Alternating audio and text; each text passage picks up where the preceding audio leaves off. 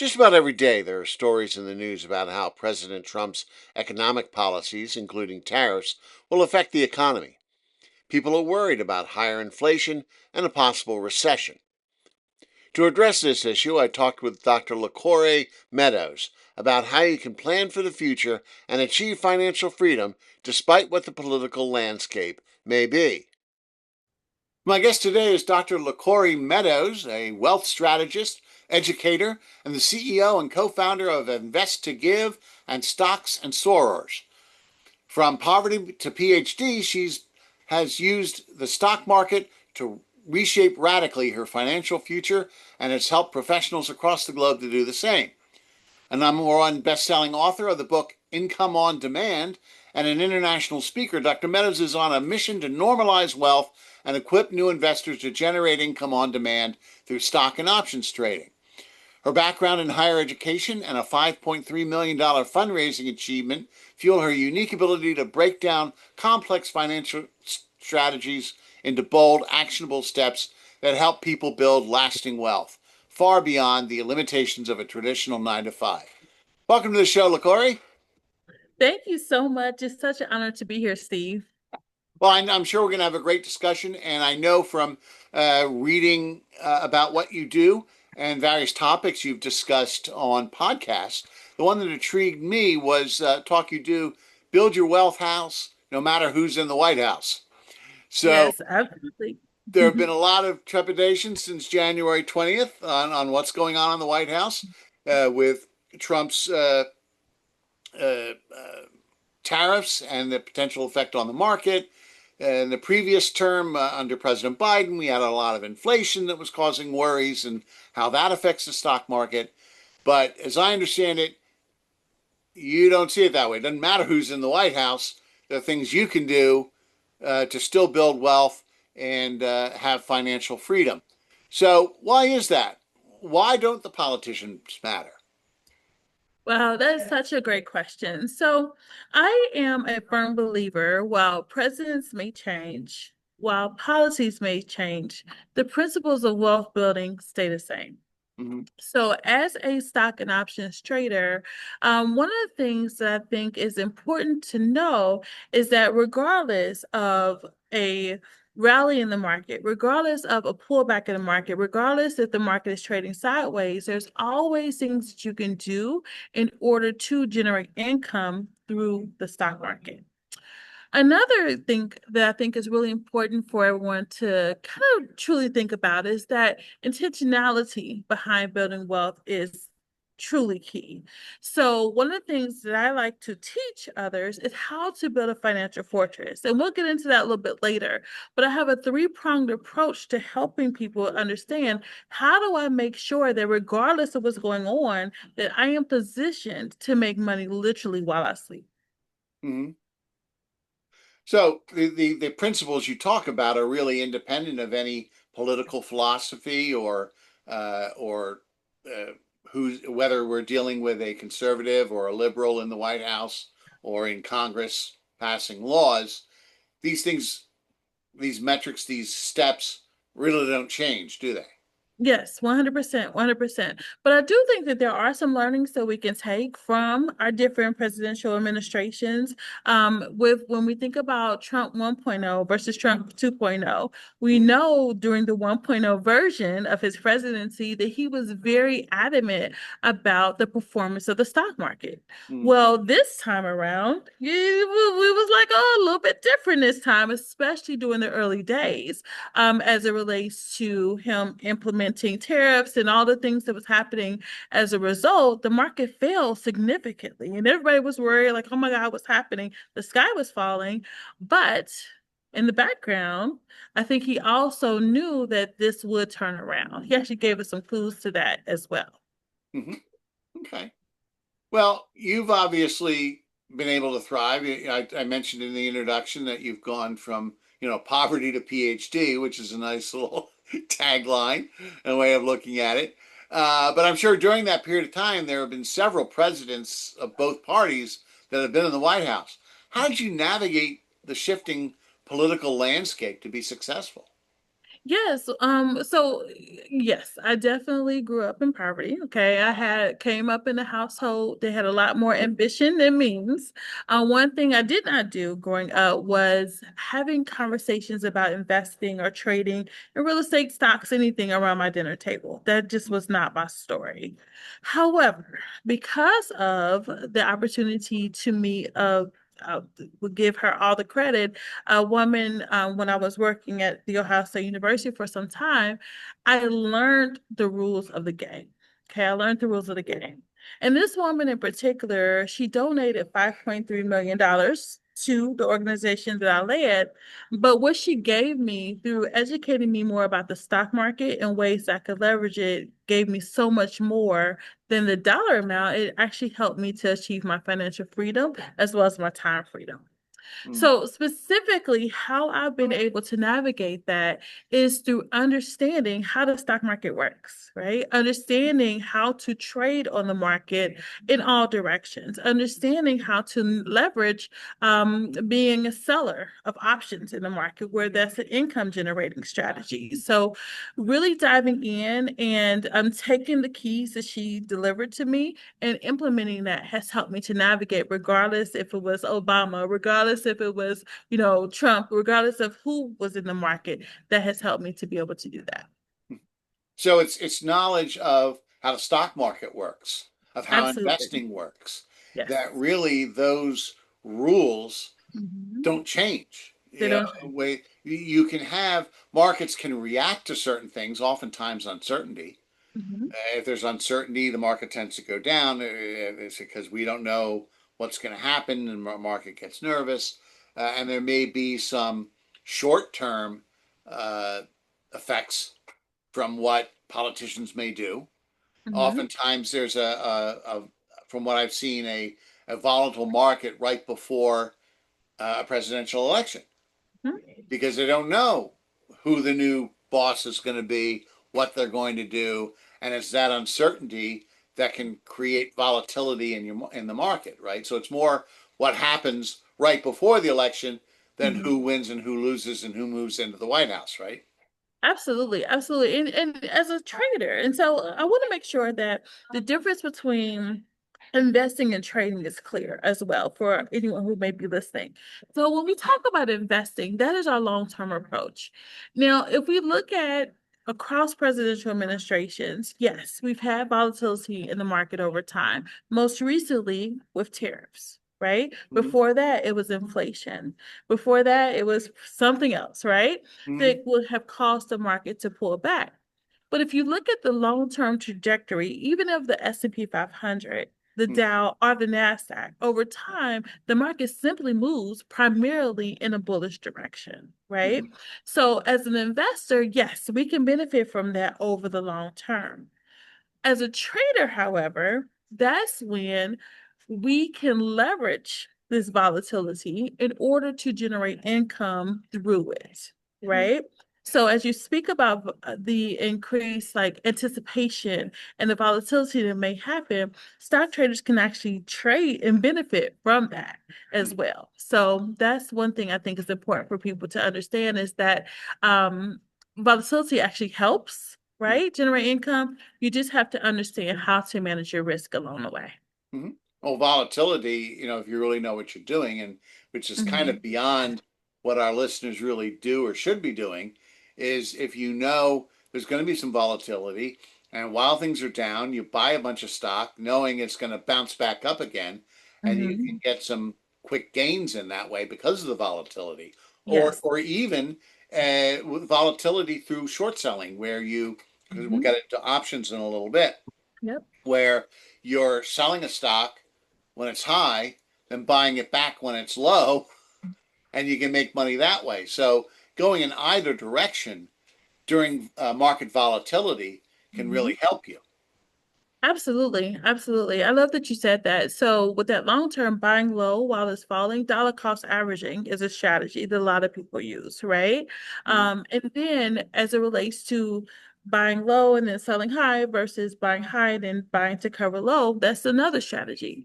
Mm-hmm. And I want to introduce one more, which is selling options, right?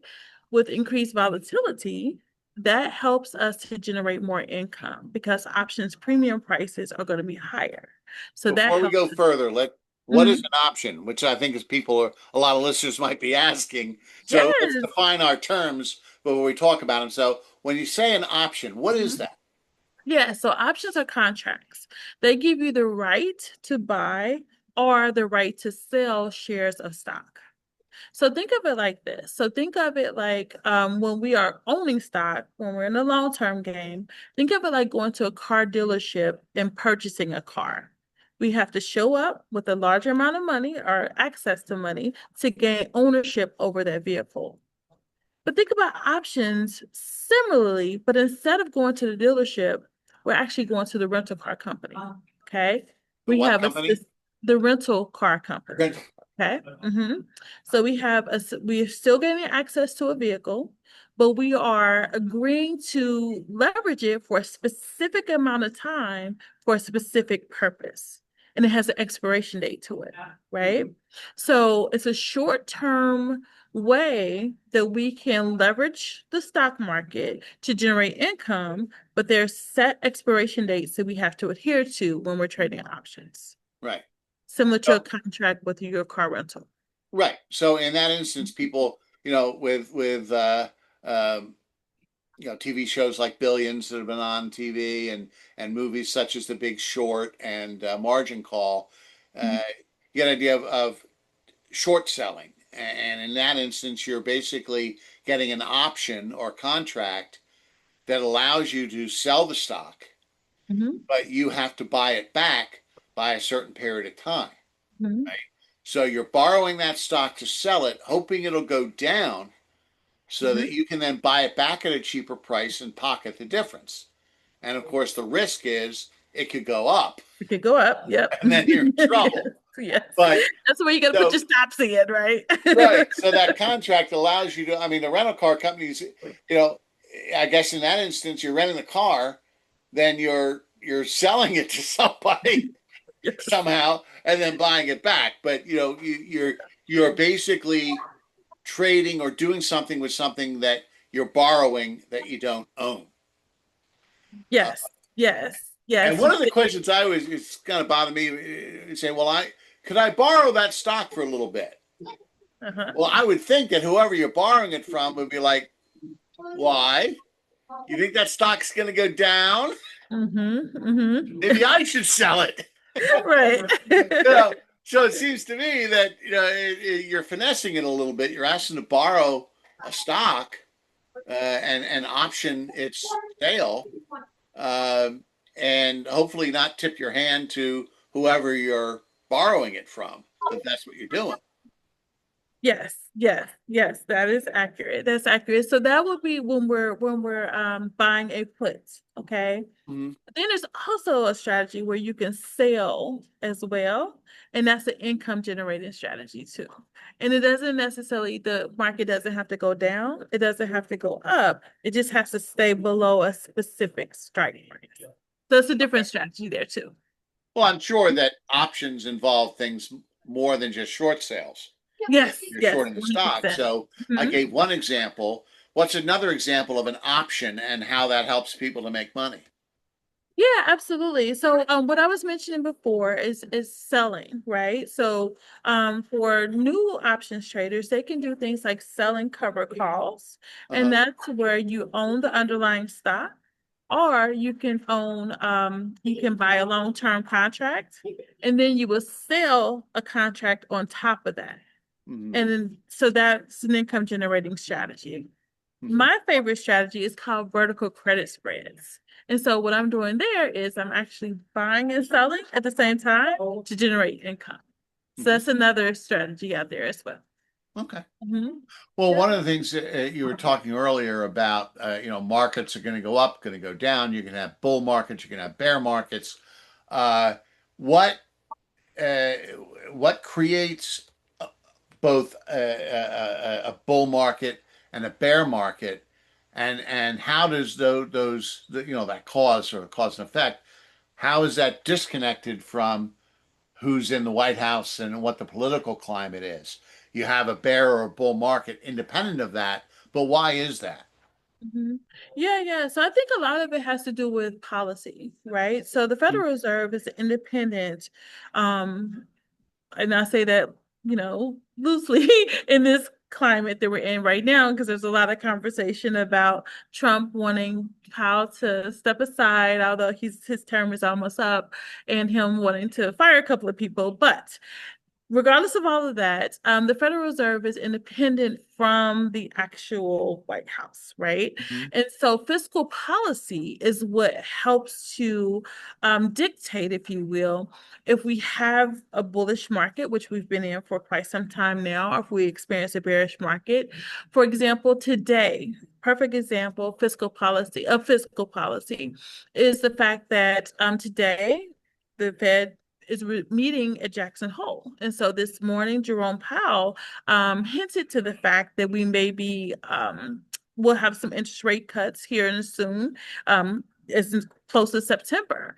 And so as a response to that, the Dow actually rallied 800 points last time I looked earlier today, right? And so fiscal policy is what helps to inform that. And that again is independent upon who's in the White House. Now, of course, the actual political party is going to inform fiscal policy, right? Mhm. But still, there's still that underlying, okay, we want to make sure we have this unique balance between having full employment, not having inflation happen, and if those things are stable, then investors are more likely to invest and Mhm. cause the market to go up. So it's that independence of the Fed, the Federal Reserve, Mm-hmm. that disconnects fiscal policy from politics. Am Yes, I understanding you correctly with that? that's their job. That's their job. But the presidential, like, policies, the president, of course, if we have a Republican or Democrat, their policies will impact what's going on as Mhm. well. Okay. Mm-hmm. Well, the other thing I wanted to point out, you're talking about from poverty to PhD, is that uh, I guess it can be done. You Yes. don't need a silver spoon. You don't need necessarily certain advantages. It's really a matter of knowing what the rules are, educating yourself on the market, how it works, how you can build financial freedom, and that I mean, it takes a lot of personal initiative to do that. I mean, it just didn't happen to you because you gained that Not at all. knowledge.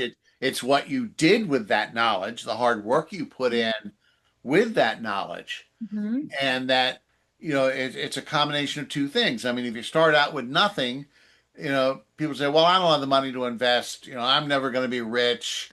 This, that, and the other thing. Well, if you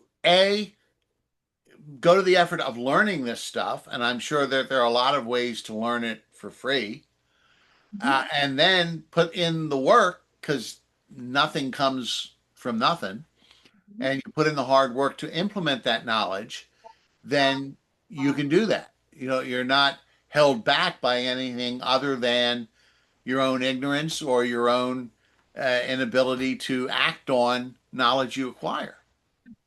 Mm-hmm. So that Yeah. should be encouraging to our listeners that you can still do that.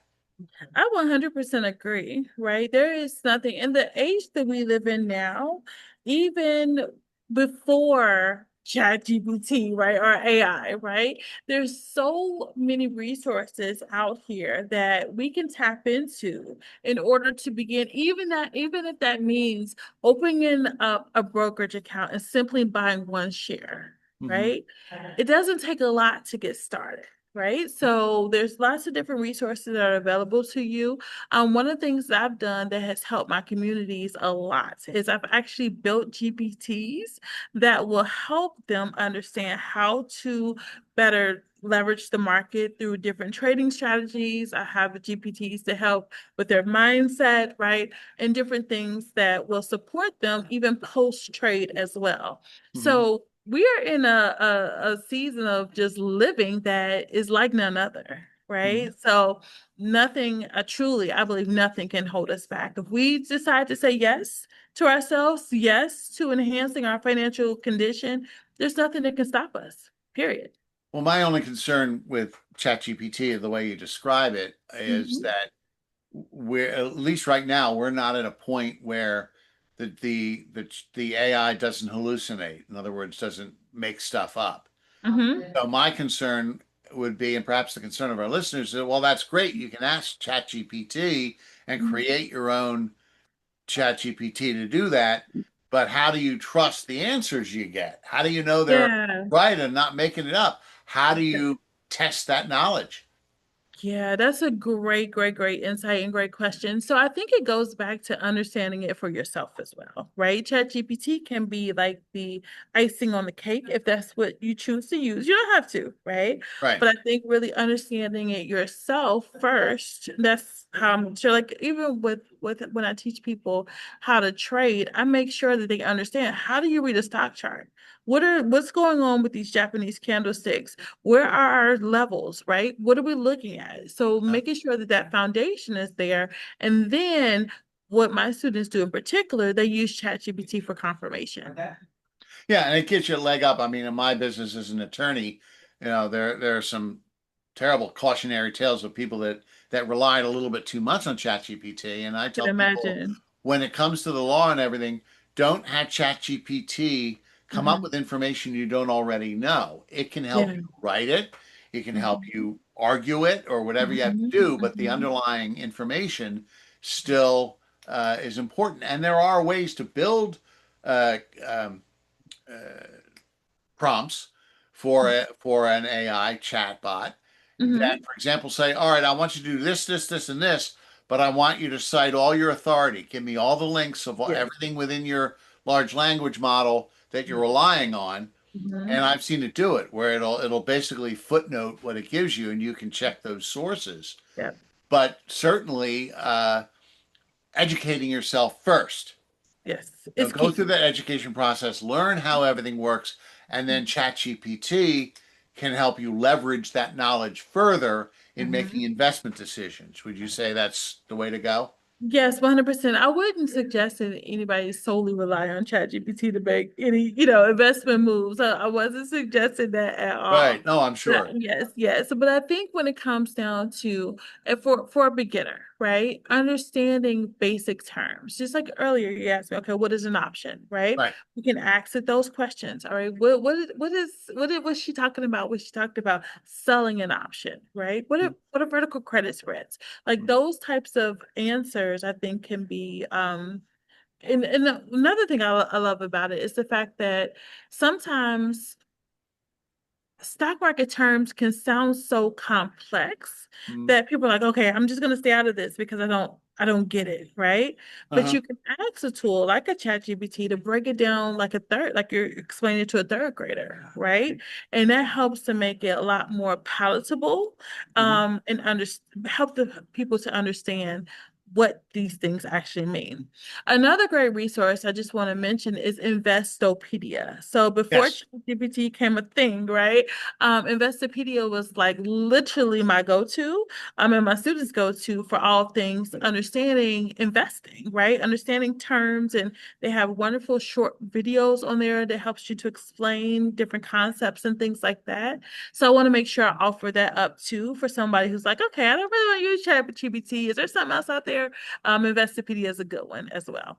And you mentioned that, the responses coming back from the chatbot that are understandable. A lot of my prompts for my chat GPT said, write it at a ninth grade level. You Yeah. can tell it Mhm. how far to dumb it down if you want to Yes. use that term, but Yes. that can be helpful. Mhm. And in writing these prompts now, do you, as part of the services you provide in your company, do you Mhm. help people? Do you provide them, hey, if you use these prompts, do you have sort of pre-written prompts that they can use so they're not struggling with the wording and they have more confidence in because what you get out of it depends on what you put into it. You get better responses the better your prompts are, right? 100%. Yes, I do have prompts that I provide to my students. And then I also, for the GPTs I've built, I've programmed them myself Mhm. with the information that is accompanied with my courses. And Mhm. so all of it works in tandem with one another. So Mhm. absolutely.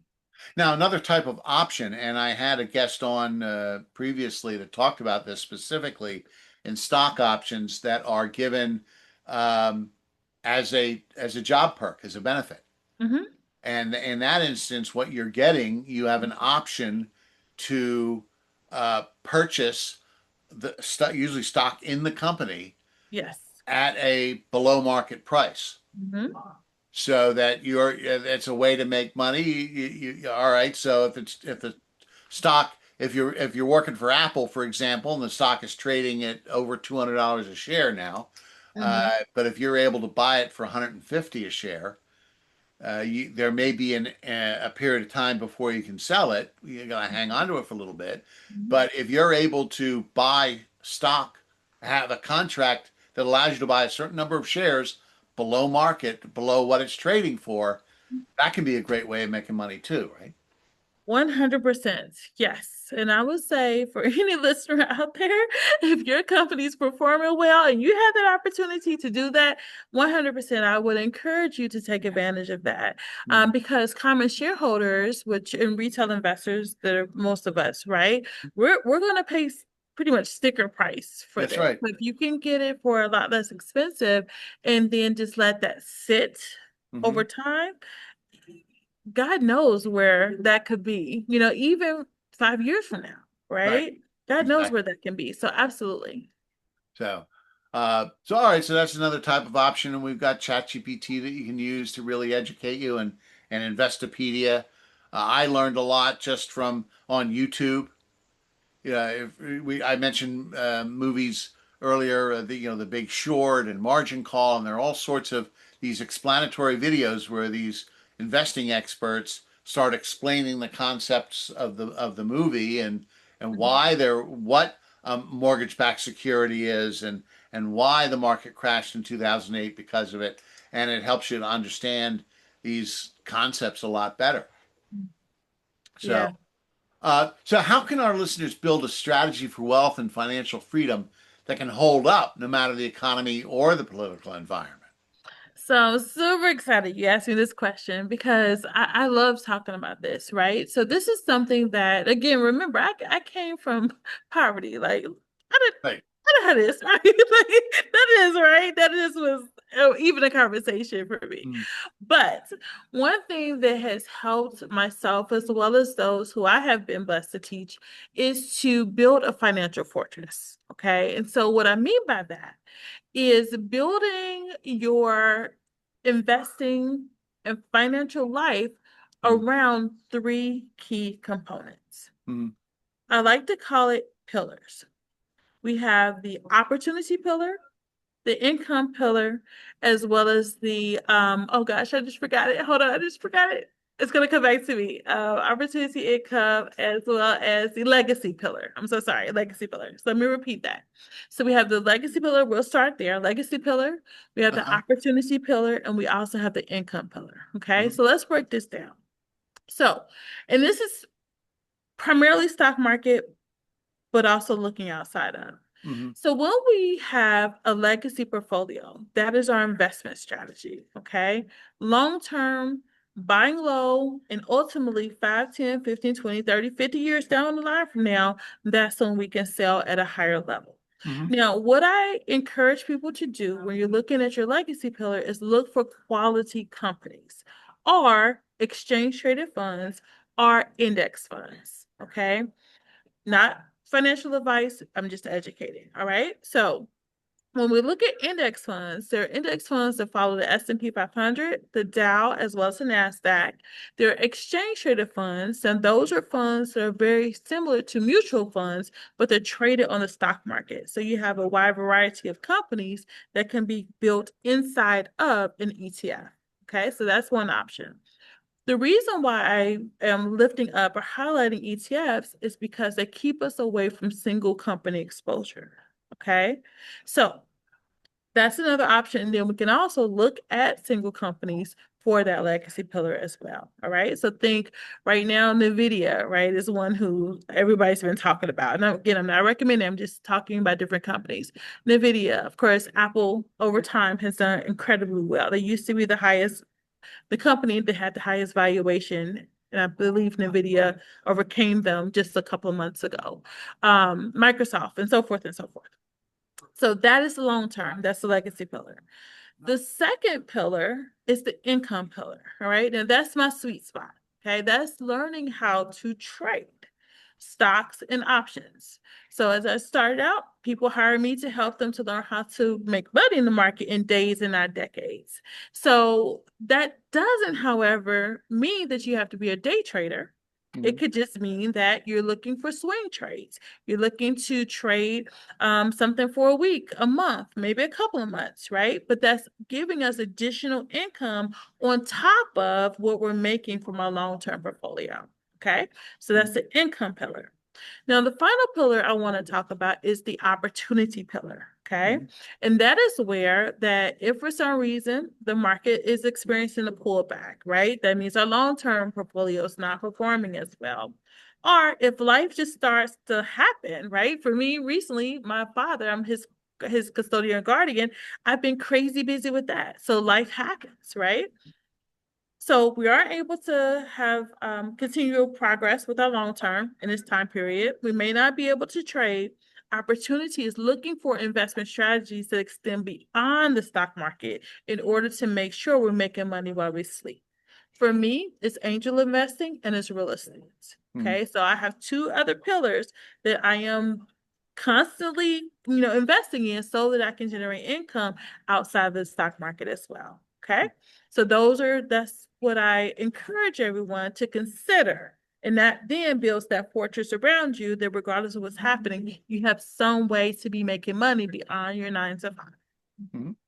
So you're basically talking about a three-legged stool Yes. where, you're not going to fall on your butt as long as the three pillars, the three legs of that stool, and you need at least three for stability, Mm-hmm. are going to hold your weight. Not to Yes. belabor the metaphor, but you're not implementing them in any particular order. You're implementing them all at the same time. And if I Absolutely. understand what you're saying is legacy is your long-term investment strategy, Mm-hmm. Yes. along with an overall goal. I mean, Mm-hmm. if you start on a journey, you want to know where you're going. So you Mm-hmm. have certain goals you want to accomplish, whether that's having money for your children's education, having money for retirement, Yes. having money to travel, whatever your goal is, that is your legacy. That is what you're looking at long term. Income, see, as I understand it, sounds like the short term equivalent, where Yes. you're not trying to build assets long term and have growth, you're looking to make money in the short term, either from market volatility or things like that. Yes.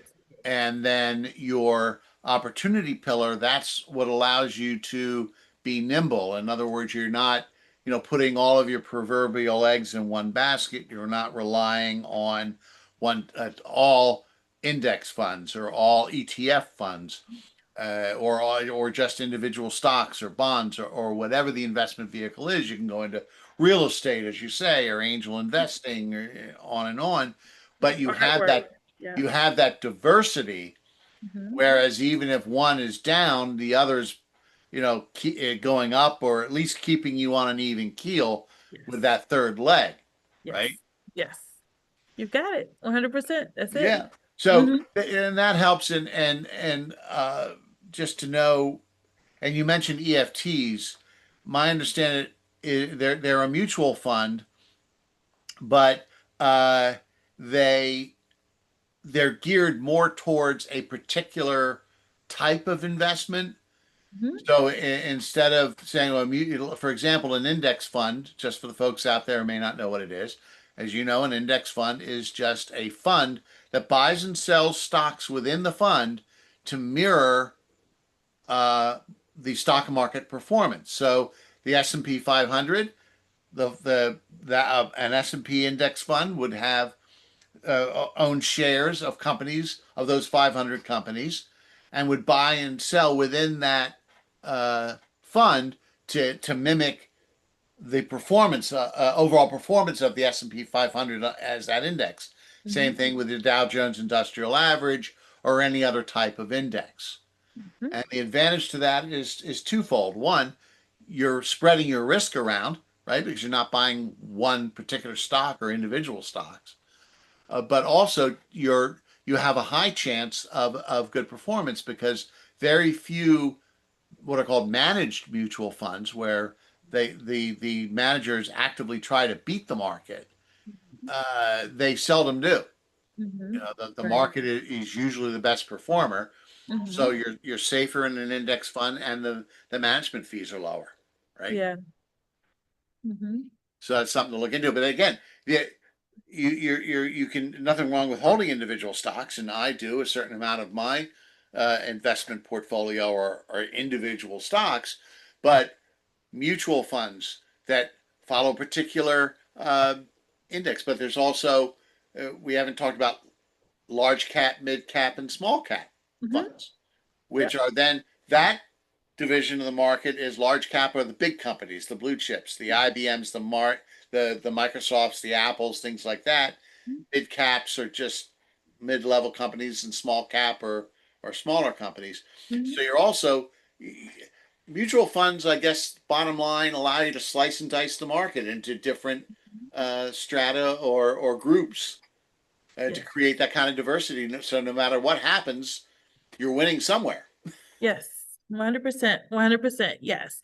Yes. And if anybody has questions about cap, because I think that that's an important piece to know too. Yes. When you mention large cap, small cap, medium cap, and so forth, mid cap, I mean, that is how valuable a company is. So if Huh? anybody's listening, like, what does that mean? It's basically saying how valuable the company is. All right. Yes. And value is determined not by stock price, but value is determined by how many shares outstanding there are, right? Which means how many shares are in shareholders' hands currently Mm-hmm. times the current market price. Mm-hmm. Okay, so that's how that is determined.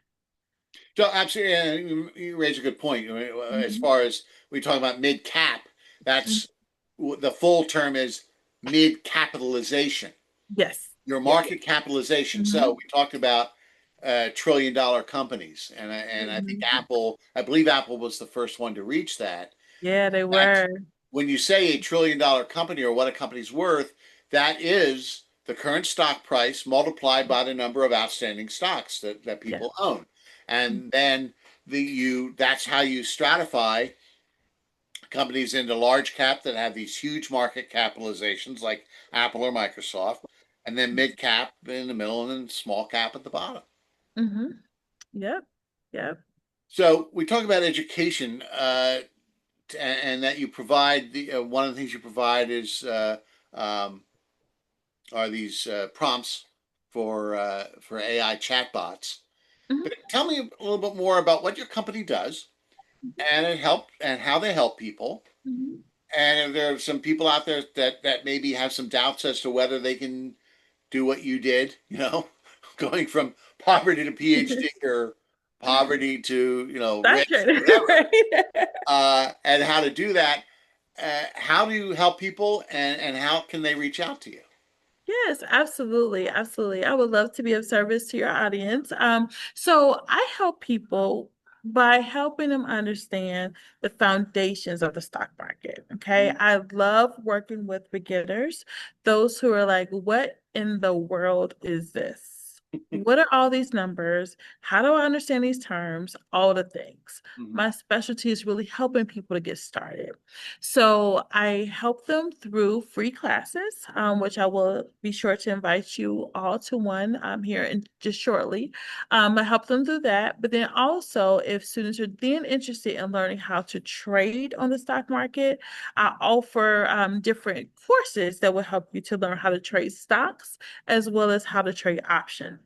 It is not solely GPT. The GPTs are just an enhancement for you. You actually will have me there walking with you step by step with understanding how to read things like stock charts, how to make sure you understand stock market seasonality, how to make sure you understand where to get into trades, where to get out of trades, right? All of those things are there with you, me, I'm there with you, helping you to understand those components. Mm-hmm. Another really important factor of being a trader too is understanding how do you read this market, right? We all know that while we have a returning president in office, we know that just from his history as well as current day, anything can happen, right? And that can create some volatility in the market. So one thing that's really important to understand is how to read that, but then more significantly, how do you manage your risk along the way? So Mhm. that's a big part of what a student will experience with Invest to Give is making sure that we're not over leveraging ourselves, we're not making decisions that could cause us to be completely out of things, right? But instead being strategic about those moves as well. Mhm. Now, I do want to invite you all. I do offer a free course to help people get started with options. That's my sweet spot. It's called Options Made Simple. Okay, so one of the things that I specialize in is breaking this stuff down real easy, right? So it's called Options Made Simple. And I would love for you to join me. You can check out the website by going to thisishowyoutrade.com. Thisishowyoutrade.com. And that's where you can sign up for the next masterclass that I offer. Well, we'll certainly leave a link in the show notes Thank to the listeners out there who want to check that out and click on it. They don't have to, if they're listening while they're driving, they don't have to pull over and write this down. you. Yes. It'll be there for them. We'll make sure that's available to everyone. But I guess the most important thing to leave everyone with is we mentioned earlier, you know, just about anybody can do this. It's a matter of educating yourself and then having the self discipline and it starts with you actually implementing that knowledge. Mhm, But gaining that knowledge initially, they have you. I mean, they don't. They can go to Investopedia. They can try and do it mhm, themselves. But if you offer some free courses or even some paid stuff that helps them get a mhm. leg up and learn this stuff and gain some confidence to do it themselves, then that's a great opportunity that everybody should take advantage of. Yes. So I appreciate you coming on the show and letting folks know. Don't worry about Biden. Don't worry about Trump. Don't worry about whoever else is in office. Heard about You can still it. build financial independence and financial freedom by using the right tools and the right Mhm. knowledge and building wealth over time. Absolutely. 100%. All right. Thanks for coming on. Thank you.